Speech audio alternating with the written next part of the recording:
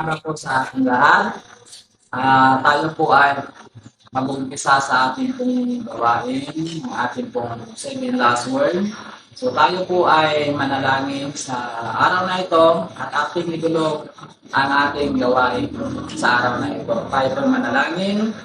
O Diyos, Ama naming makapangyarihan, namin kapong patuloy na pinupuri, Panginoon, at pinapasalamatan sa lahat ng iyong ginawa para sa amin, Panginoon, sa iyong ginawa na sakripisyo, Panginoon, Hallelujah, para sa amin, sa iyong pagmamahal sa amin na iyong ipinakita, ipinagamak mo po sa amin, Panginoon. Hallelujah, na amin pong nakita, amin pong nasaksihan ang iyong pong ginawa, Panginoon, na pagsakripisyo sa amin, Panginoon, kaya kami po ay lubusang nagpapasalamat bilang pag-aalala at pagkilala sa iyo pong ginawa para sa amin.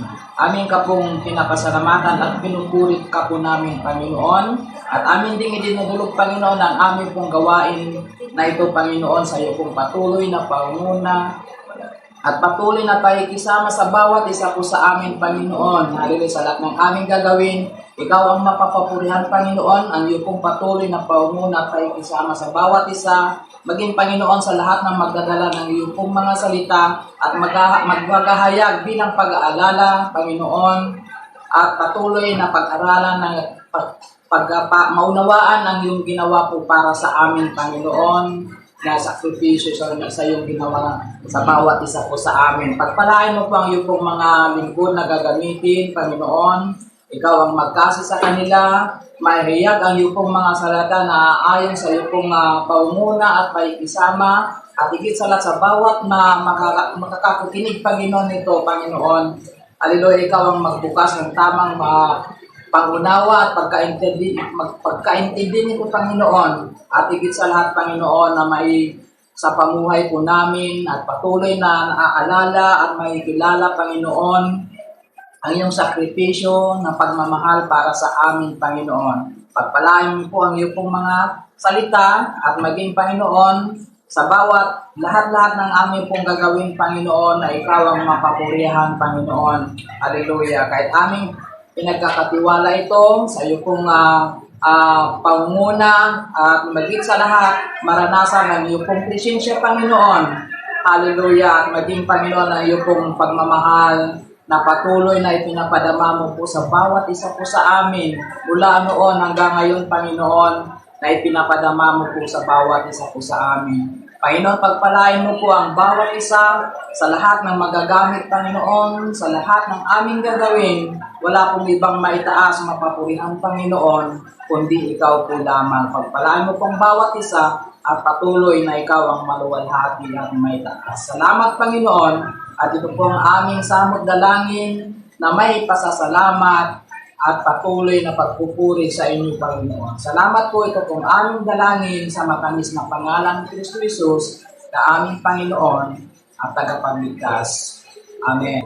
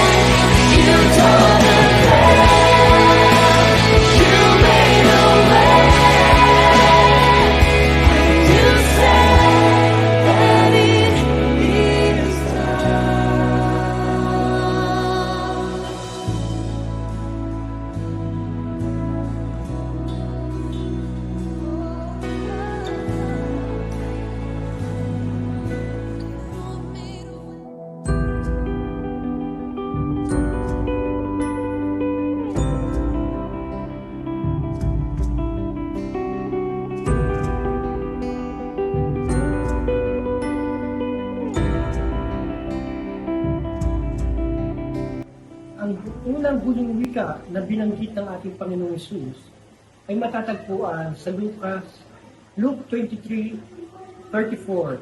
Father, forgive them for they do not know what they are doing. Ang sabi ng Panginoon, Ama, patawarin mo sila sapagkat hindi nila nalalaman ang kanilang ginagawa. Ito po mga kapatid ay isang katuparan na winika sa Isaiah 53:12.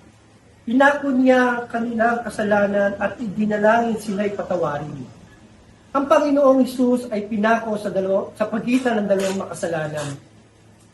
Siya ay nubaran ng mga sundalo at ang kanyang damit ay pinagsugalan. Dahil dito naganap ang winika sa sinabi sa Awit 22:18. Ang aking damit ay kanilang pinaghati-hatian, ang hinubaran kong tinupay, kanilang pinagsapalaran. Ang Panginoon ay nahabag sapagkat hindi nila nalalaman ang kanilang ginagawa. Ang sabi ng Panginoon, Ama, patawarin mo sila sapagkat hindi nila nalalaman ang kanilang ginagawa. Ang kasalanan, kapatid, ay may tatlong epekto, tatlong pangunahing epekto na naging kasalanan sa buhay ng tao. Una, dahil sa kasalanan, ang tao ay binulag ng dyablo. Mababasa natin sa 2 Korinto 4:4, hindi sila sumampalataya sapagkat ang kanilang isipan ay binulag ng Diyos ng sanlibutan ito. Binulag sila nito upang hindi nila makita ang liwanag ng mabuting balita tungkol kay Kristo na siyang larawan ng Diyos. Dahil sa kasalanan, mga kapatid, ay tayo ay binulag. Ang tao ay binulag. Kung kaya binanggit sa Kawikaan 14:12, may daang matuwid sa tingin ng tao, ngunit kamatayan ang dulo nito.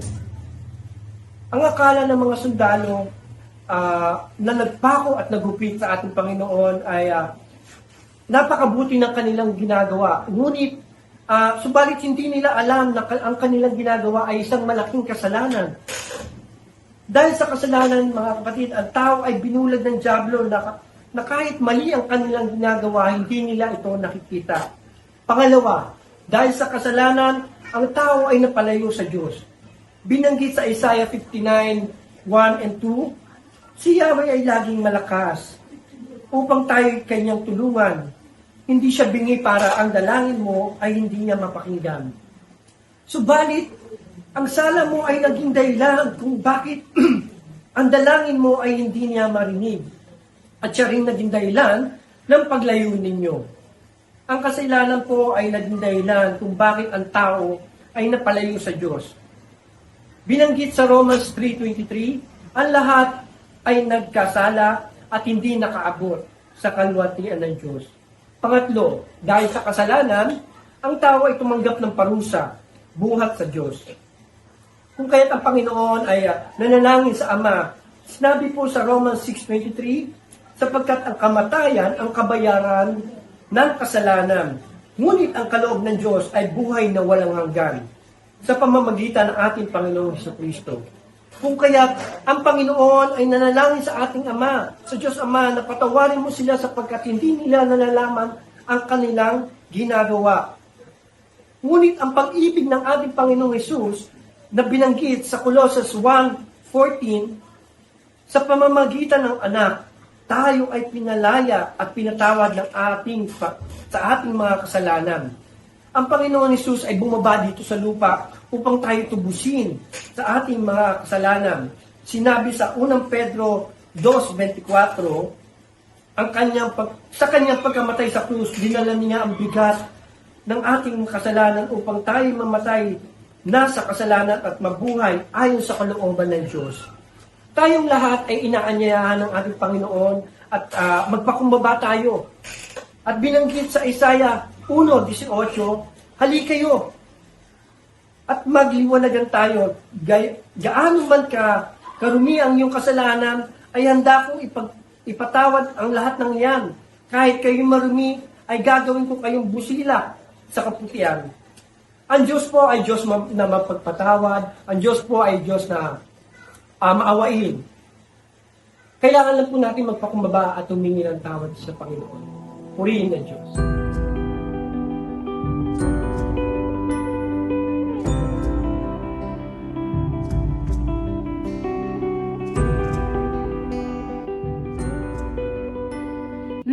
chapter 23, verse 43. And Jesus said to him, "Assuredly I say to you, today you will be with me in paradise."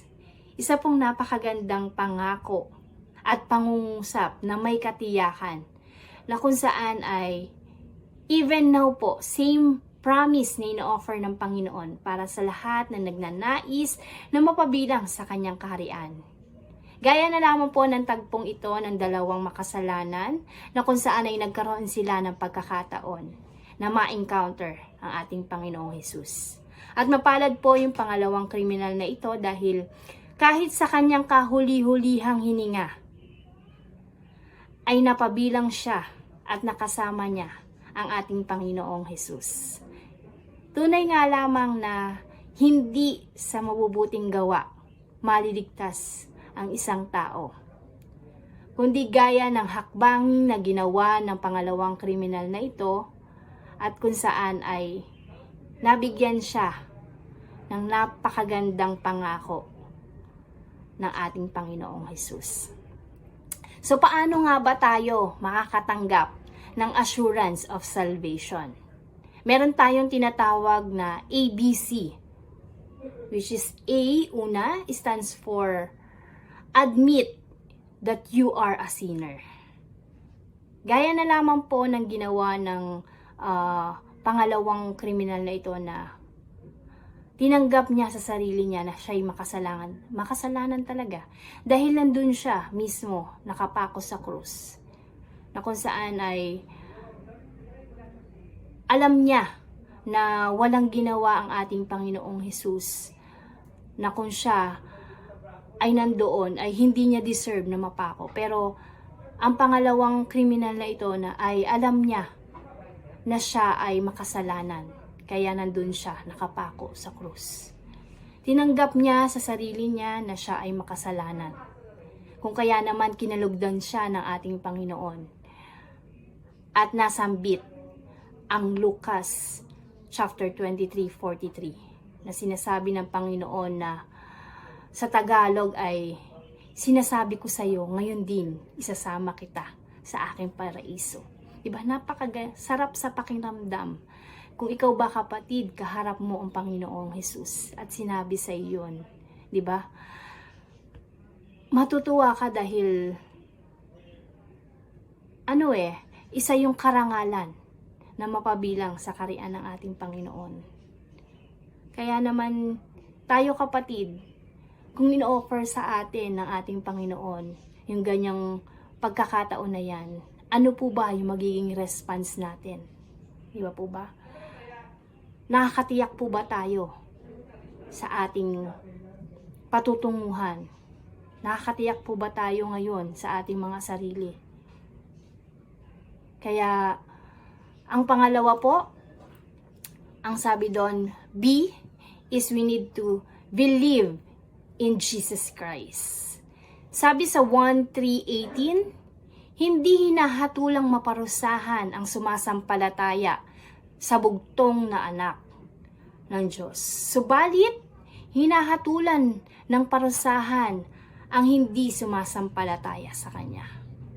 Kaya naman ang kaligtasan ay matatagpuan lamang sa pamamagitan ng pananalig natin sa ating Panginoon.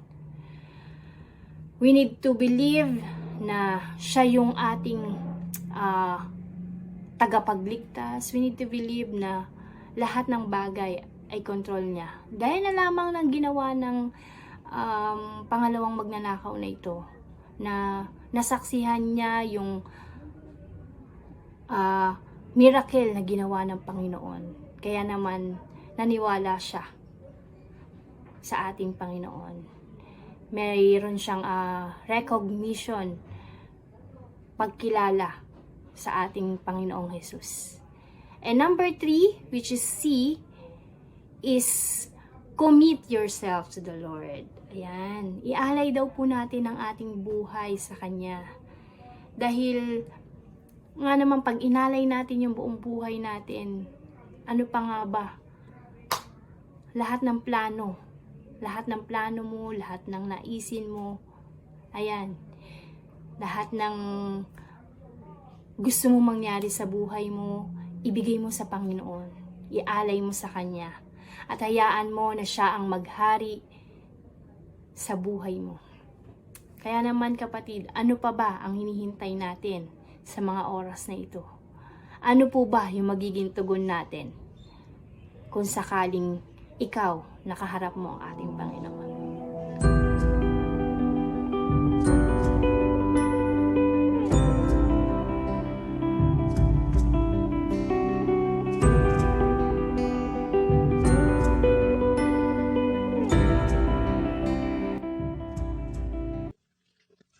Mga kapatid, basahin po natin sa Aklat ng Juan, Banata 11, talatang 26 hanggang 27. Ganito ang sinasabi: Nang makita ni Jesus ang kanyang ina na nakatayo roon katabi ng minamahal niyang tagasunod, sinabi niya, "Babae, ituring mo siyang anak." Sa 27, at sinabi naman niya sa tagasunod niya, "Ituring mo siyang ina." Mula noon, tumira na ang ina ni Jesus sa tahanan ng tagasunod na ito. Mga kapatid, sa talata itong binasa natin, makikita natin ang kadakilaan ng pag-ibig ni Kristo sa bawat isa sa atin. Sapagkat sa kabila ng kanyang kalagayan na siya ay nakapako sa krus, nakita pa rin niya ang kanyang ina at ang minahal niyang tagasunod doon sa karamihan ng taong naroon. Tayo kaya mga kapatid, kaya rin natin gawin yun? Makikita pa ba natin yung mga taong nandoon sa baba na nakatingin sa atin? Sa palagay ko hindi, dahil ang mararamdaman natin yung sakit ng pagkakapako natin sa krus. Ngunit hindi ang Panginoong Hesus. Nagawa niya pang ihabilin sa kanyang ina na ituring niyang anak ang kanyang ang minahal niyang tagasunod. At ganyan din doon sa kanyang tagasunod na ibilig niya, na ituring niyang ina. Kanyang ina. Mga kapatid, tayo kaya natin gawin ang ginawa ng ating Panginoong Hesus na ihandog ang kanyang buhay para sa kaligtasan natin. Alam ko pong hindi natin kayang tugbasan ng sino man ang ginawa ng ating Panginoong Hesus para sa atin. Ngunit sa patuloy po natin pagpapakumbaba, pagsunod sa mga nais na, patuloy na paggawa ng mabuti sa ating kapwa, at sa walang sawa nating panalangin sa Kanya. Naniniwala po ako na pagkakalooban niya tayo ng karunungan na kalakasan upang maipagpatuloy natin ang paglilingkod sa Kanya. Mga kapatid, magtiwala lang po tayo sa ating Panginoong Hesus na kailanman ay hindi na tayo pababayaan o iiwanan. Panghawakan po natin ang mga pangako na yan, sapagkat sa kadakilaan na, sa kamangkilan na, lahat tayo ay nakikinabang. Lahat tayo ay pinagpapalang. Mga kapatid, dito po ako magtatapos sa isang talata na mula sa aklat ng Pilipos. Kabanatang 4, talatang 13. Sabi niya, kaya kong harapin ang kahit anong kalagayan sa pamamagitan ng tulong ni Kristo na nagpapatatag sa akin. Mga kapatid, tandaan po natin na tayo ay magiging matatag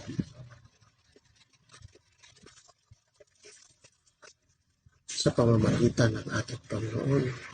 Sa Kanya lang tayo nasa. Sa Kanya tayo tumakbo sa oras, lalong-lalo na sa oras ng ating mga kagupitan. Tanging ang Diyos lamang na makapagdibigay ng lahat ng bagay, lahat ng mga pangailangan natin. Sa Kanya lamang po tayo magpakatatag. Sa Kanya po tayo umasa. Panghawakan natin ang mga pangako ng ating Panginoon sa atin. Sumunod po tayo ng walang pag-aalinlangan. Maraming salamat po.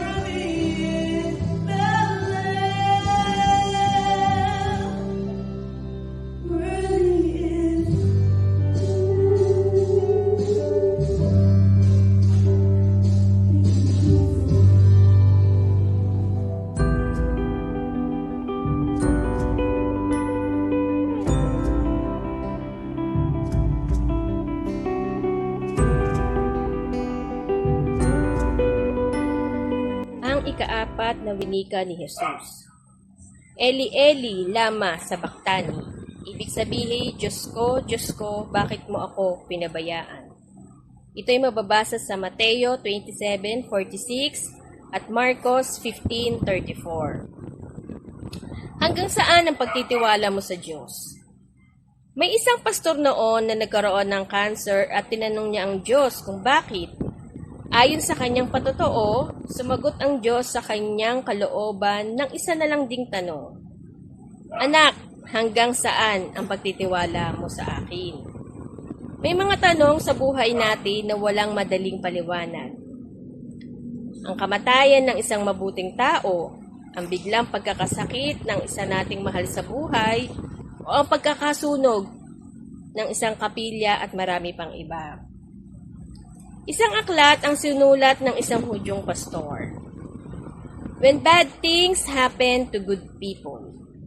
Ito ay sinulat niya dahil namatay ang anak niya sa sakit na progeria o mabilis na pagtanda. Walang kagamutan at nauwi sa tiyak na kamatayan. Napuno ng pagtatanong ang kanyang buhay ng mga bakit sa Diyos. Si Jesus man ay nagtanong din ng bakit sa kanyang ama. May isang uri ng suffering na pinapayagan ng Diyos dahil meron siyang mas makabuluhang dahilan. Ito ay ang tinatawag na meaningful sufferings. May mga bagay na mahirap unawain na maaaring ipagawa sa atin ng Diyos para sa kabutihan ng mas nakararami. Halimbawa, ito ng sakripisyo ng mga bayani o ng sakripisyo ng magulang para sa anak. Meron din namang mga bagay na di masakit o mahirap tanggapin o ipaliwanag na pinahihuntulutan ng Diyos sa buhay natin at Diyos lang ang nakakaalam kung bakit. Maintindihan din ito katagalan. Subalit may mga meaningless sufferings din. May mga paghihirap na bunga ng walang katarungan o kasalanan nagdudulot ng pang-aapi, paghihirap ng marami, at matatawag nating itong meaningless sufferings. Sakripisyo sila ng mawalang mabuting bunga. Ang ganitong paghihirap ay tuluwas naman sa nais ng Diyos.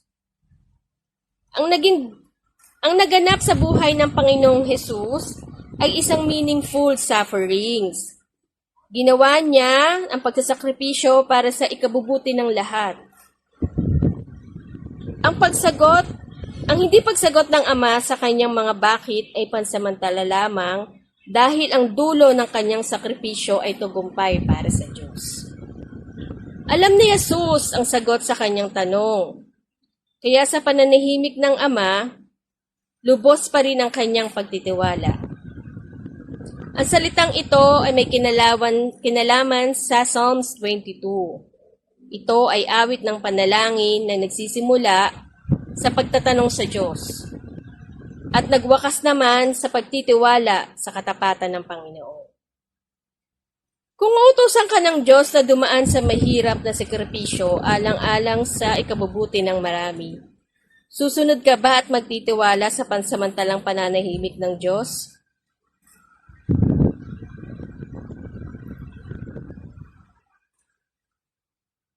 Bilang alagad ni Kristo, huwag sana tayong matakot na humarap sa mga sakripisyo ng paglilingkod. Huwag nating pababayaang manghina ang ating pananampalataya dahil tapat ang Diyos at matuwid. Hindi niya bibitawan sa ere ang kanyang mga lingkod. Ang Diyos bagamat minsan ay tahimik, ay mananatiling tapat. Amen? Hindi kailanman tatalikuran ng Diyos ang sinumang hindi tatalikod sa Kanya sa gitna ng mga pagsubok. Kung kaya, ang wakas ng Psalms 22 ay panalangin ng pagpupuri at pagtatagumpay sa kabila ng paghihirap at pag-iisa. Kapag tayo ay sumusunod sa Panginoon sa Kanyang panawagan upang magsakripisyo para sa ikabubuti ng mas marami, Darating din tayo sa puntong magdiriwang tayo sa tagumpay ng Diyos. Amen? Kaya sa susunod bilang Kristiyano, pwede nating palitan ang sinabi sa ika-4 na wika. Diyos ko, maraming salamat dahil kahit kailan, hindi mo ako pinabayaan at hindi mo ako iniwan. God bless us all.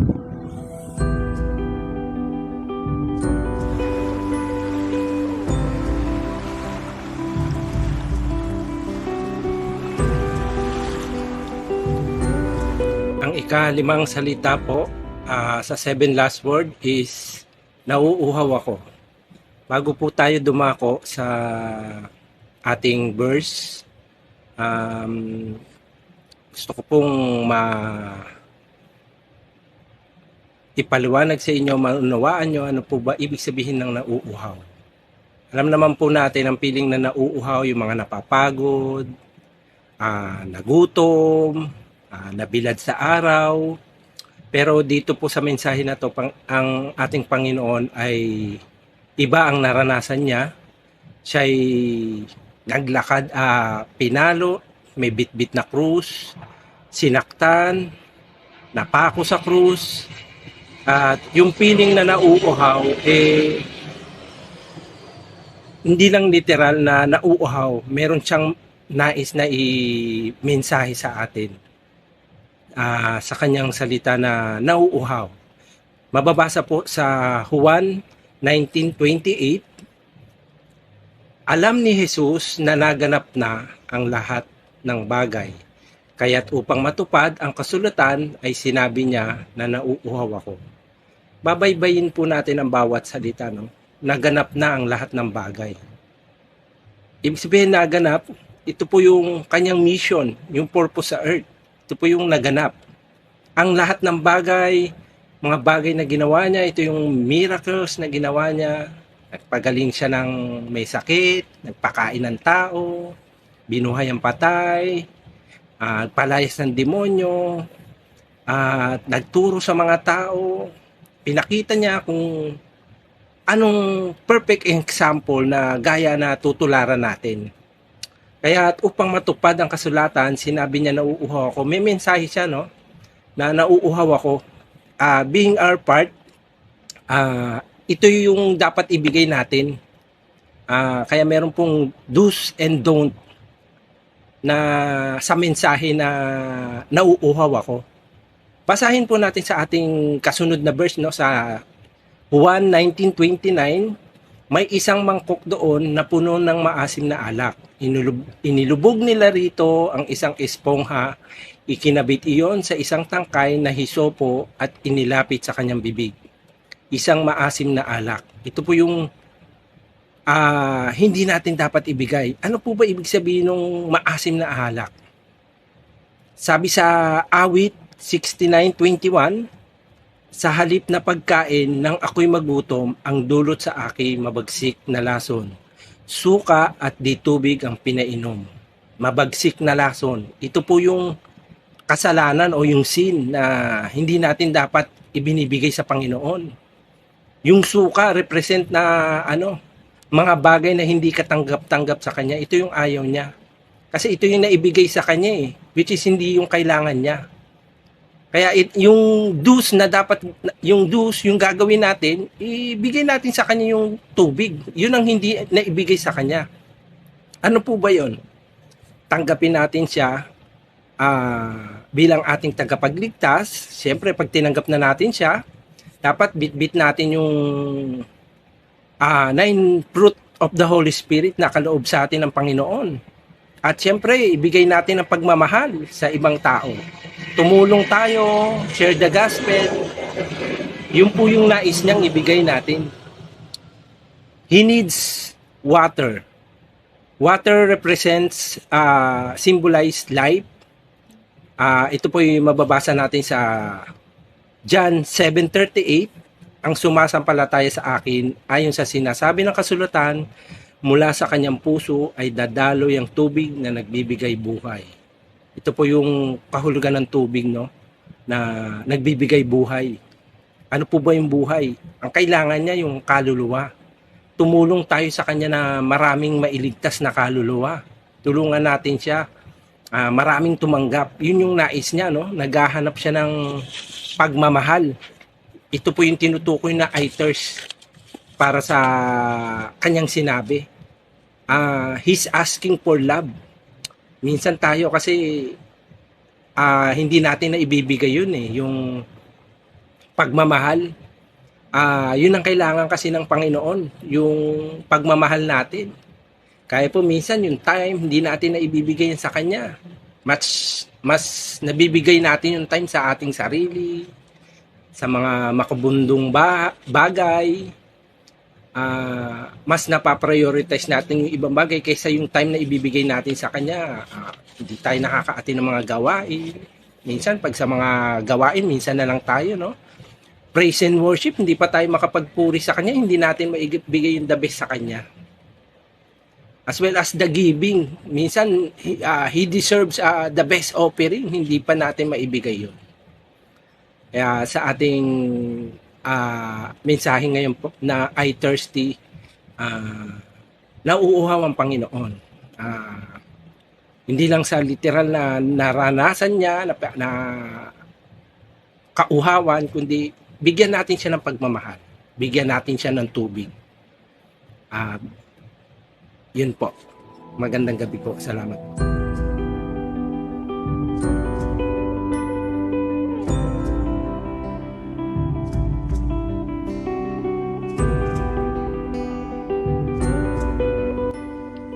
Ika-anim na wika. Sabi sa Juan chapter 19 verse 30. Nang masipsip na ni Jesus ang alak, sinabi niya, tapos na. Inuyuko niya ang kanyang ulo at nalagot ang kanyang hininga. Ang kanyang binigkas na salitang tapos na, ibig sabihin ay pagtatagumpay. Mission accomplished. May 3 bagay na nagawa ang ating Panginoong Jesus noong siya ay namatay sa krus. Ang unang bagay na ginanap ng Panginoong Jesus, ang mga hula sa banal na kasulatan. Patungkol sa kanya ito ay kanyang ginanap at isinakatuparan. Sinabi ng Panginoon sa Mateo chapter 5 verse 17, huwag ninyong akalaing naparito ako upang pawalang bisa ang kautusan at ang turo ng mga propeta. Naparito ako hindi upang pawalang bisa, kundi ganapin at ipaliwanag ang mga iyon. Pangalawang bagay na ginanap ng ating Panginoon ay ang kanyang misyon. Ang misyon ng Panginoong Jesus nang siya ay pumunta dito sa lupa. Ito ay binanggit sa Lucas chapter 19 verse 10. Sapagkat naparito ang anak ng tao upang hanapin at iligtas ang naligaw. Jesus accomplished His mission. Nang sinabi niyang natapos na, tinapos ng Panginoon ang kanyang misyon.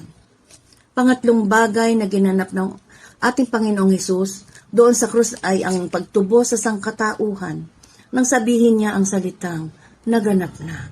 At ibig sabihin tayong lahat ay natubos na sa ating mga kasalanan.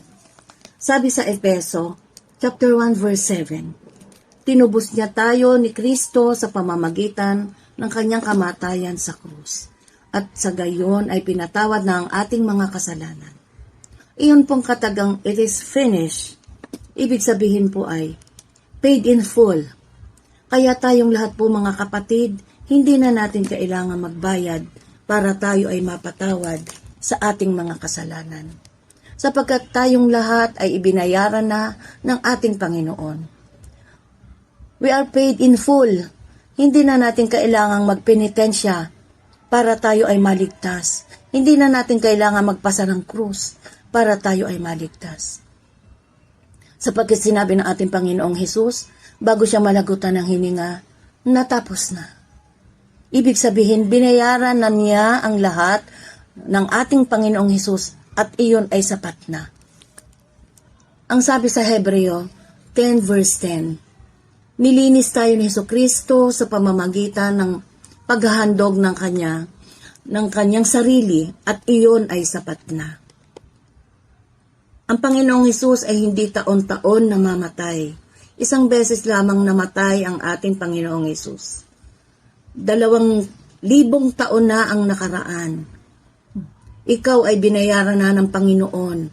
You are paid in full. Kaya kung ikaw ay nanghihina ngayon, i-declare mo sa iyong sarili, you are paid in full. Kung ikaw may pinagdadaan ng pagsubok sa oras na ito, i-declare mo, it is finished. Kung ikaw may pinagdadaan ng hirap ngayong oras na ito, i-declare mo sa iyong sarili, it is finished. Kung ikaw ay may sakit karamdaman, i-declare mo ngayon, it is finished. Ang word na it is finished is a word of victory. Kung paanong si Kristo ay nagtagumpay, gayon din ang mga mananalig sa Kanya ay magiging matagumpay. Hindi na natin kailangang magbayad, magpenitensya upang tayo ay mapatawad. Ang ating kailangang gawin, manampalataya tayo. Ginawa ng ating Panginoong Hesus at tayo ay maliligtas.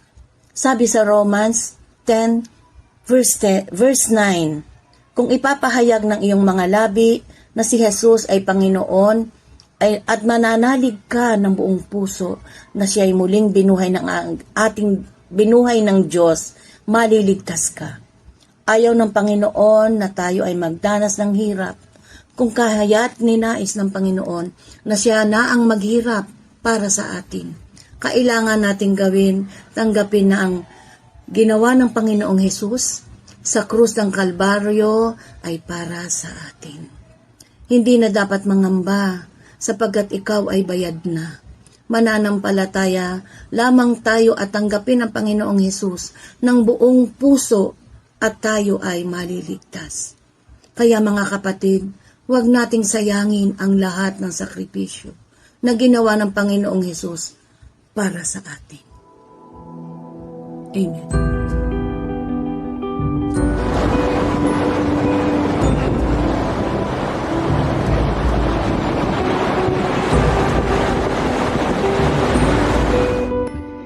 Father, into your hands I commit my spirit. Ito ang pinakahuling mga salita na nasabi ng ating Panginoong Hesus bago siya malugutan ng hininga. Ito ay matatagpuan sa Luke 23, verse 46. Ating pong himay-himayin ang mga salitang ito. Father, into your hands I commit my spirit. Una, Father. Ang ating Panginoong Hesus, sa gitna ng kanyang naranasang paghihirap doon sa krus ng Kalbaryo, tinawag na ang ating Diyos Ama. Bilang mga Kristiyano, marapat lang nating gayahin ang ginawa ng ating Panginoong Hesus. I mean yung pagtawag sa ating Diyos Ama. Sa kabila ng ating nararanasang problema, sakit, at hinagpis, ang una nating lalapitan ay ang ating Diyos Ama. Pangalawa, into your hands. Madaming mga kamay ang nanakit sa ating Panginoong Hesus. Nandiyan binugbog siya, pinalo, hinampas, tinadyakan, kinoronahan ng tinig, at pinako sa krus. Yan ang mga naranasan ng Panginoon sa kamay ng mga tao. Minsan nalaik pa nga siya, di ba? Nalibusta. Yan ang mga naranasan ng ating Panginoong Hesus sa kamay ng mga tao. Pero dito, nilarawan ng ating Panginoong Hesus, Father, into your hands. Alam niya kasi, sa kamay ng ating Diyos Ama, meron siyang kapayapaang mararanasan sa kabila ng kanyang mga naranasan sa kamay ng mga tao. Sabi nga doon sa John 10:29, Father who has given, or my Father who has given them to me is greater than all, and no one is able to snatch them out of my Father's hand. So, binigay ng Panginoon ang kanyang pagtitiwala sa ating Diyos Ama, sa mga kamay ng ating Diyos Ama. Sabi nga doon sa kanta, He got the whole world in His hand. So, yun po. Pangatlo, I commit. Father, into your hands, I commit. Meaning, ito yung total surrender kasi I commit. Marami sa ating mga Kristiyano na nagkukumit but not totally surrendering it. to the Lord. Medyo may half pa rin, no? Minsan, Lord, susunod ako, minsan hindi. May half, may reservation, no? Dapat tawagin nila doon. Ito, dito, inilarawan ng Panginoon yung total surrender. Sabi nga doon sa kanta, I surrender all, no? All, meaning lahat. Wala kang i-reserve, kundi lahat i-surrender mo sa Panginoon. Tulad ng ginawa ng ating Panginoong Hesus, I commit even yung kanyang espiritu sa ating Diyos Ama. Father, into your hands, I commit to you my life. Father, into your hands, I commit to you my marriage. Father, into your hands, I commit to you my career. Father, into your hands, I commit my business. No, lahat ng mga bagay kailangan natin i-commit sa Panginoon. All. Even nga yung ating Panginoon sa gitna ng kanyang kamatayan, kinumit niya ang kanyang sarili sa ating Panginoon. From the start ng kanyang kabataan or kanyang pagkabata hanggang matupad niya yung mission niya, he committed everything to the Lord. Same as Christian, we need to commit everything to the Lord para maging successful ang ating purpose sa buhay. Number 4, my spirit. So, ito, inilarawan lang na may kaligtasan after death. Kasi nga, di ba, Father, into your hands, I commit my spirit. Yung spirit ang kinumit ng Panginoon, hindi yung lupang katawan. Kasi alam niya, yung lupang katawan, babalik lang sa alikabok. Ito, inialay niya yung kanyang espiritu sa ating Panginoong Hesus dahil alam niya na ang espiritu ay panghabang buhay na magkakapiling ng ating Diyos Ama doon sa langit. So, yung ating katawan, babalik sa lupa or alikabok, yung ating espiritu, pupunta sa langit, which is makakapiling natin Diyos Ama in eternity. So alam ng Panginoon na sa kabila ng kanyang maranasang kamatayan ng kanyang katawan, alam niya na bubuhay rin siyang muli. May kaligtasan, may eternity. Bubuhayin siya muli. Di ba nga, after 3 days, nabuhay siya muli. So ganoon rin tayo bilang mga Kristiyano. Kung tayo nananalig at tinanggap natin ang Panginoong Hesus Kristo, pag dumating ang Panginoon, bubuhay niya tayong muli kahit tayo namatay. Committing our spirit to the Lord, meaning accepting Him as His Lord and Savior. Pag dumating ang second coming ng ating Panginoong Hesus, bubuhay niya lahat ng kanyang mga hinirang para iligtas. There's salvation doon. Kaya ang ganda, no? Father, tinawag natin Diyos Ama, into your hands, inaalay ko sa iyong mga kamay, dahil alam ko sa iyong mga kamay, ako ay ligtas at ako ay payapa. I commit, I will surrender everything to you, Lord. Wala na akong ibang pagsusurrenderan, lahat-lahat. Wala na akong i-reserve, kundi lahat-lahat. And for my spirit, there's salvation in our Father. Kaya po, sa mahal na araw to, pagdiwag natin, alalahanin ang ginawa ng ating Panginoong Hesus. God bless us all. Amen.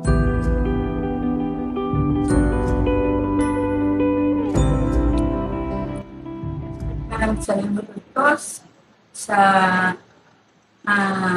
nagtapos Panginoon ng aming 7 last word Panginoon. Inuwan mo kami ng Diyos. Patuloy namin na ang aming mga napakinggan ay tumimo sa aming mga pusong isipan. Ikaw po, Panginoon, ang lagi yung Diyos na aming alalahanin kung gaano kang hirap sa krus ng Kalbaryo. Panginoon, tulungan mo po, O Diyos, ang bawat isa sa amin na lagi kang alalahanin. Ano pa, Panginoon, ang aming mga pinagdaraanan sa buhay. Wala mga isipin namin sapagkat, O Diyos, gaya ng iyong mga winika, Panginoon, na aming napakinggan, Panginoon, Lord, ikaw, O Diyos, ay laging nasa amin, sasamahan mo kami, ikaw ang aming tagapagligtas at tapat na Panginoon na hindi kami iwan, hindi kayo babayaan, kaya salamat po Diyos sa patuloy o Diyos na bibigay mo sa amin ng gabay na ang presensya mo ay laging sa amin, Panginoon.